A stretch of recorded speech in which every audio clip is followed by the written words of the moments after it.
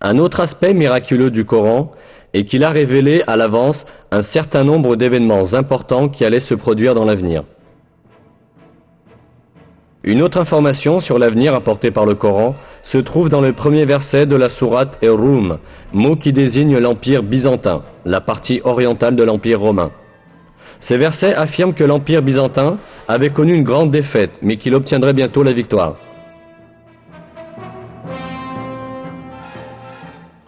Les Romains ont été vaincus dans le pays voisin, et après leur défaite, ils seront vainqueurs dans quelques années. C'est à Dieu qu'appartient l'ordre, avant comme après.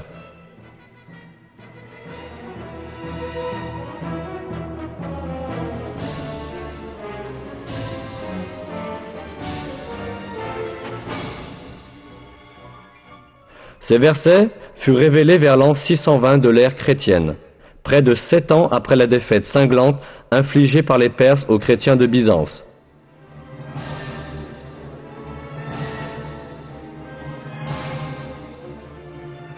En fait, Byzance avait alors subi de telles pertes qu'il semblait impossible qu'elle puisse même continuer à exister, et encore moins connaître à nouveau la victoire.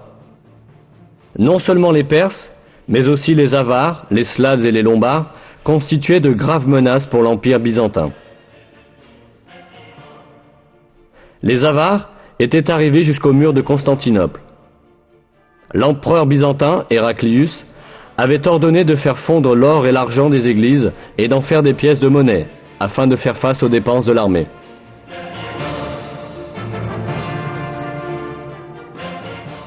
De nombreux gouverneurs s'étaient révoltés contre l'empereur Héraclius, et l'empire était au bord de l'effondrement.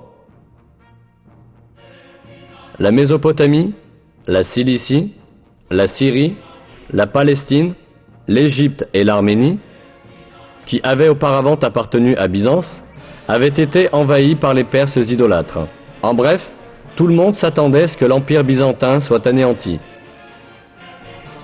C'est à ce moment-là que les premiers versets de la sourate Ar-Rum ont été révélés, annonçant que Byzance triompherait à nouveau dans quelques années.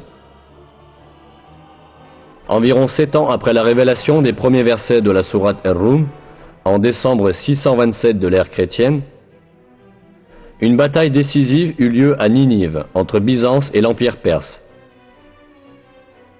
Et cette fois, à la surprise générale, l'armée byzantine vainquit les Perses. Quelques mois plus tard, les Perses durent conclure un accord avec Byzance, les obligeant à rendre les territoires qu'ils lui avaient pris. En fin de compte, la victoire des Romains, proclamée par Dieu dans le Coran, s'était miraculeusement réalisée.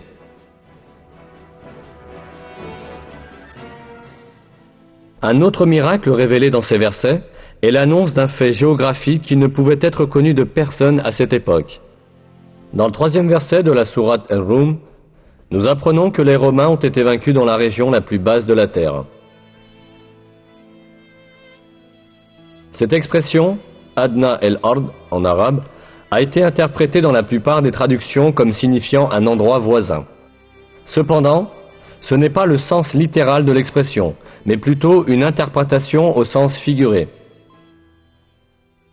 Le mot Adna en arabe est dérivé du mot Dani, qui signifie bas, et Ard signifie la terre.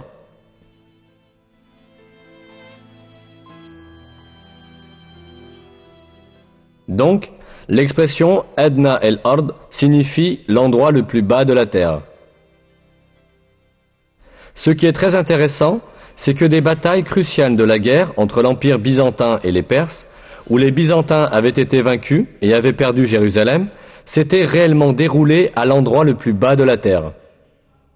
Cette région est le bassin de la mer Morte, qui se situe à l'intersection de territoires appartenant à la Syrie, à la Palestine et à la Jordanie. La mer Morte, s'étendant à 395 mètres au-dessous du niveau de la mer, est la région la plus basse de la terre. Cela signifie que les Byzantins furent vaincus à l'endroit le plus bas du monde, exactement comme l'affirme le verset. Le plus intéressant est que l'altitude de la mer Morte n'a pu être mesurée que grâce aux techniques modernes.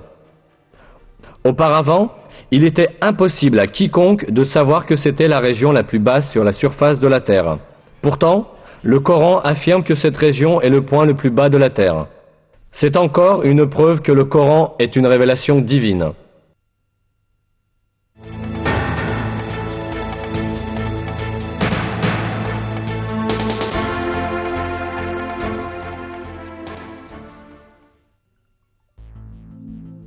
À part ces caractéristiques miraculeuses que nous avons examinées jusqu'ici, le Coran comporte aussi un miracle mathématique. On en trouve un exemple dans le nombre des répétitions de mots dans le Coran. On s'aperçoit que certains mots apparentés sont répétés le même nombre de fois.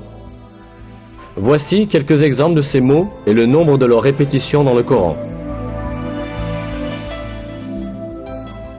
Le mot jour est répété 365 fois au singulier, tandis que jour, au duel ou au pluriel, revient 30 fois.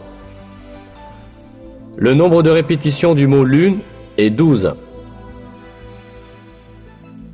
Le mot châtiment est répété 117 fois, tandis que la fréquence du mot pardon, qui est l'un des principes fondamentaux du Coran, est exactement le double.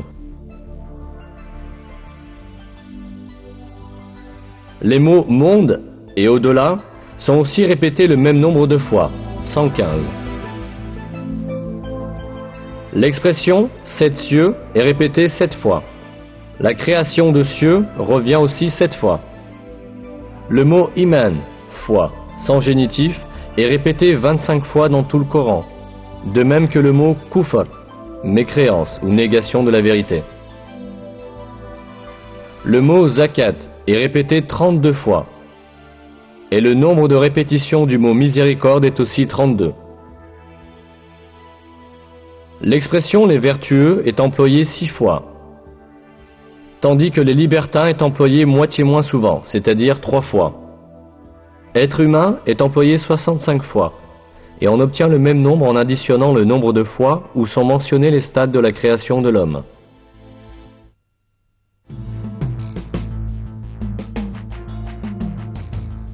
Tout ce que nous avons vu jusqu'à présent montre une réalité manifeste. Le Coran est un livre si extraordinaire que tout ce qu'il rapporte s'est avéré vrai, et que des faits que nul n'aurait pu connaître à l'époque ont été annoncés dans ces versets.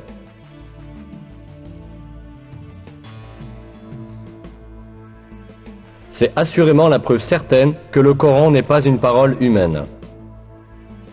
Le Coran est la parole de Dieu, l'auteur de toutes choses, le Tout-Puissant dont le savoir s'étend à toutes choses.